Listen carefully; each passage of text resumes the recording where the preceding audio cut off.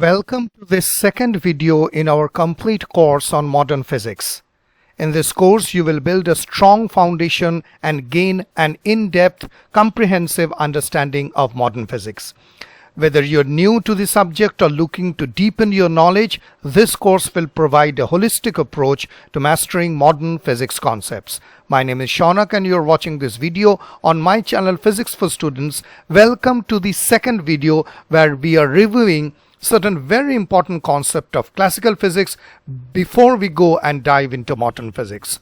So in this particular video, what we are going to do is that in the last video, if you have not watched, I would request you to watch. We have covered electricity, and here we are going to do a very quick review on some of the important concepts of magnetism. Now, if I consider this to be a kind of a magnetic field, so we can say that a magnetic field B can be produced by an electric current I. So for example, the magnitude of the magnetic field at the center of the figure of a circular current loop of radius r is given by this.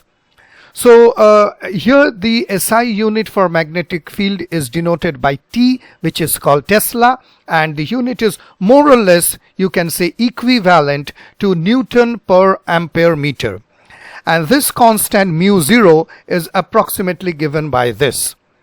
Now you need to note that this particular I is in the direction of the conventional, or I would say the positive current, opposite to the actual direction of travel of the negatively charged electron that typically produce the current in metallic wires. Now the direction of B is actually chosen by what is called the right hand rule, which states something like this: when wrapping the right hand around the solenoid with the fingers in the direction of the conventional current, the thumb points in the direction of the magnetic north pole. This is very common. We have read it, I think, in the high schools, etc. So this is called Fleming's rule, or which is called the right hand rule. Now it is also sometimes very convenient to define what is called the magnetic moment mu of a current loop as this. And I would like to tell you what this equation actually means. Here A is basically the geometrical area which is enclosed by the loop, and mu is basically the direction which is perpendicular to the plane of the loop, which is according to the right hand rule that I just showed you. Considering this kind of a figure where a current loop is placed in a uniform magnetic field, and I would call this as BEXT, which means that it is B external, there happens to be a torque which is denoted by the Greek letter tau on the loop that tends to line up with mu and B external. This actually gives you the equation tau equals to mu times B external. And in another alternative way, we can even express this in an alternative way, is to describe this interaction to assign what is called a potential energy. So what we do is that we assign a potential energy to the magnetic moment mu in the external field B external, and we get something like this. Obviously, you can see that there is a negative sign, and I'm going to explain you what is the significance and why this negative sign happens. So first of all, this U is basically the potential energy. This negative sign we are going to explain is basically the system's potential energy is minimized when mu and B external are parallel, or we can say that when they actually occurs in a parallel line. So that is the reason of what is this negative sign comes across. So first we notice that if there is a torque, how do we mention it? Then there is an alternative by assigning what is called a potential energy. This particular equation actually gives rise to certain fundamental concepts. The first one is that, as I told you, in vector terms, alignment actually means being parallel. So it means that the angle theta between mu and B external is actually 0. So, and that is why you see this negative sign. So the energy is most negative, which corresponds to the lowest energy configuration. So when it is lowest energy, it is a negative. So this is why the system prefers this state.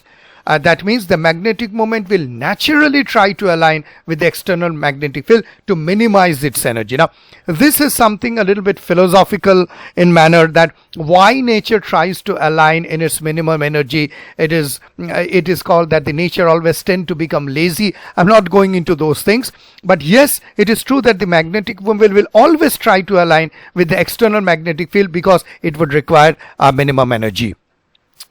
So the first concept which is very important to understand is what is a magnetic moment. So magnetic moment, which is denoted by the left hand side figure, is a vector quantity obviously, and it actually represents the strength and the orientation of a magnetic source, for example an electron, a current loop, or a bar magnet. That means it is a vector quantity which will actually represent how much is the strength and what is the orientation of a magnetic source. This is denoted by this equation, mu equals to Ia. And you already know what this equation means, so I'm not going to explain it. What is important is that the magnetic moment interacts with magnetic fields, and the magnitude and direction of this moment determine how it will respond with the external magnetic field. Let me give you an example. For example, an electron has an intrinsic magnetic moment due to its spin, and in the context of atomic physics, electrons in atoms behave like tiny magnets because of their spin and their orbital angular momentum. This I will cover up later when we talk about quantum mechanics and Dirac equation. We will talk more about the magnetic moment of electron. But the most important part is that the magnetic moment interacts with magnetic fields, and the magnitude and direction of this moment actually determines how it will respond to the external magnetic field. The next part which becomes important is what is an external magnetic field. This is the magnetic field that is applied externally, affecting the magnetic moment. So like any magnetic field, B external, which I have written just to abbreviate the term, is a vector field. And what does that vector field means? It has both magnitude and direction. The interaction between the magnetic moment and this field actually leads to the change in energy. Now here in this equation you see something which is this one, which I just highlighted, this part. This is called the dot product. Now the dot product actually between the two vectors, which is the B external and mu, actually results in a scalar quantity that depends on the magnitude of each vector and the angle, which is a theta, between them. So mathematically you see the dot product is given by this, and there is a negative sign again, where mu is the magnitude of the magnetic moment, and B external is the magnitude of the external magnetic field, and theta is basically the angle between them. Another important part which becomes very crucial is what is a potential energy. It describes the energy stored in the system due to an interaction between the magnetic moment and the external magnetic field on which it is acting. So these are the few things which are important: external magnetic field, what is magnetic moment, why we use a dot product, and what is potential energy.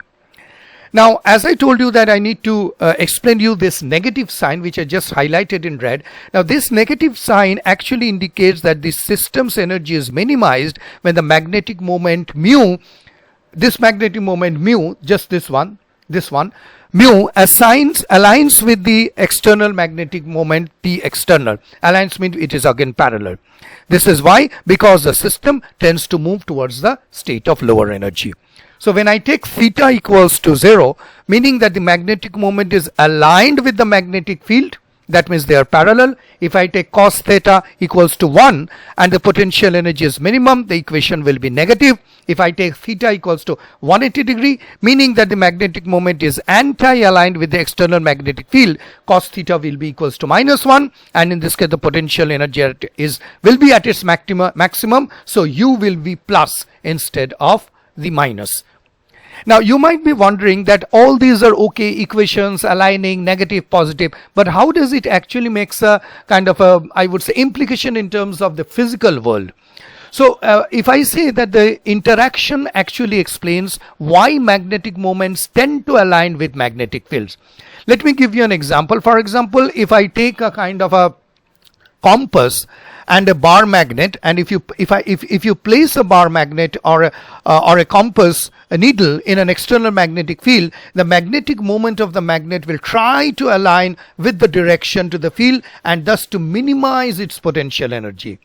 So from here what we can deduce is this, very important: the stronger the external magnetic field, the stronger the tendency for the magnetic moment to align with it. Conversely, you can also say if the magnetic moment is anti-aligned, it is in a higher energy state and will experience a torque that tends to rotate it towards the alignment in the magnetic field. So if you try to do this with a bar magnet or a compass, this actually shows how the magnetic field aligns and what is the tendency and how it moves in order to align it in this way or in that way. Now, moving from magnetism, one thing is equally important, that is what is called the electromagnetic waves. And the electromagnetic waves go something like up and down, up and down, up and down, and something like this. We will definitely deal with electromagnetic waves much later. But what is important that the electromagnetic waves travel in free space with c denoting the speed of light, which is approximately this one, and which is we can relate that c, which is the speed of light, to the electromagnetic field mu 0. Epsilon naught mu 0, which is somehow about this, and we already know that the speed of light is hasn't got a value of this. Now, electromagnetic waves also have two important features, which is a frequency and a wavelength, denoted by the lambda sign, and which are related by this simple equation, c equals to lambda f. And if I try to show you a pictorial description, things will become clear. So here you can see that the wavelengths range from a very short nuclear gamma rays to the very long radio waves. And this figure actually shows the electromagnetic spectrum with the conventional names assigned to the different wavelengths. So as we are going along with magnetism, I thought that this part will also be, so it is a range from the slower to the shorter nuclear gamma rays, then it goes to ultraviolet, and then it goes to infrared, and finally to long wave radio. We move on from magnetism to another quick review of a very important classical concept, which is called the kinetic theory of matter. That means how matter and the molecules, etc. Behave with each other, coming up into the next part of the video. Now, an example, I would say, as you can see the pendulum oscillating. So the example of a very successful application of classical physics to the structure of matter is the understanding of the properties of gas, and particularly how they behave at relatively low pressure and high temperature, so that the gas is far from the region of pressure and temperature where it might begin to condense into a liquid. So under these conditions, real gases are modeled what are called the ideal gas equation, and you all know this ideal gas equation looks like this, where P is basically the pressure, V is the volume, N is the, I would say, number of molecules, T is the temperature, and K is basically the Boltzmann constant. So this is something which is very known. I think in a very early school days we have read it. The question rises that why do we call PV equals to NKT as an ideal? Why do we call it ideal? So there are quite important reasons. First is that gas molecules do not attract or repel each other. So we take a no intermolecular forces are occurring. Their only interactions are perfectly elastic collisions. Also, the molecules are considered as point particles with no volumes. The third is that when molecules collide, they bounce off each other without losing energy. That means no friction or inelasticity. So as a whole, we call it ideal gas because it works well under low pressure and high temperature conditions where gas molecules are far apart and interact weakly. And it becomes less accurate when we talk of the converse thing, that is the real gas pressures and low temperature where intermolecular forces and the finite size of the molecules become very important. Now, taking ahead with this PV equals to NKT, we can also represent the ideal gas situation or equation in this way, where BV equals to nRT. Now, where P equals to pressure, V equals to volume, but N would denote the number of moles of a gas. You can go back and you can see what was the earlier one, that was number of gas particles, but here we represent by number of moles of a gas, and R is the universal gas constant and T remains the same, that is the temperature in terms of Kelvin.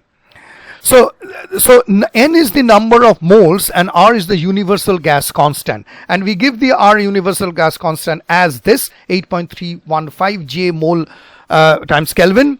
And 1 mole of gas, so mole, as I highlighted it, this one is actually 1 mole of gas is the quantity that contains a number of fundamental entities. You can consider atoms or molecules, and this equals to what is called Avogadro's number, named after the Italian physicist Amedeo Avogadro. And this is typically called, which is called an Avogadro's constant. So when we try to define 1 mole of gas, that means we are trying to tell that it is the quantity that contains the fundamental entities, atoms or molecules, and this is basically named after Avogadro, which has got a constant which is Na equals to this much per mole. That means you can consider per atom on molecules, and this is a constant value. So let me give you some very quick examples. So if we consider 1 mole of helium contains Na of atoms, that means those number of Avogadro's numbers of helium. If I consider 1 mole of nitrogen, it contains Na molecules of N2. If I consider 1 mole of water vapor, contains Na molecules of H2O, and so on. Now the question that you might have in your mind is that why we have got PV equals to NKT, PV equals to nRT. I'm to say, if we do have two equations, there should be a relationship, or there should be a difference. Then why do we use these two equations separately?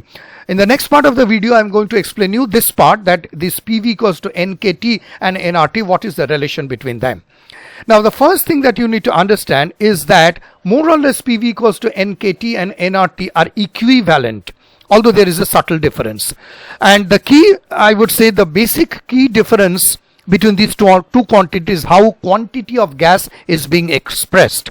So here in PV equals to NKT, I would say that N represents the number of gas particles as expressed in capital N and the number of molecules. Whereas in PV equals to nRT, N denotes the amount of gas as it expressed in the number of moles. So the number of molecules and number of moles. And you already know that moles in terms of assignments are greater, I mean to say in size or in mathematical terms, it is bigger than molecules. So the connection, actually here you see that PV equals to NKT is used in microscopic scales, and PV equals to nRT is used mostly in macroscopic scales. So that is basically the difference. So when we are using the number of particles, or N is relevant typically in microscopic discussions involving molecular behavior, and PV equals to nRT is used in macroscopic scale context when the amount of gas is measured in moles, which is convenient basically for chemistry. So the connection between them, actually the replacement occurs when, because of the relationships R equals to NAK. And this is where R is universal gas constant, Na again is the Avogadro's number, and K is the Boltzmann constant. So the concept is that when you switch from counting molecules to counting moles, you replace K with R. I will just show you in the next part of the video. So here it comes, PV equals to NKT is for the counting of, I would say, molecules, that is in a microscopic scales. PV equals to nRT when counting moles in macroscopic scales. And if you switch from counting molecules to counting moles, that is from microscopic to macroscopic, you replace the K with R. So here it is, you replace the K with R.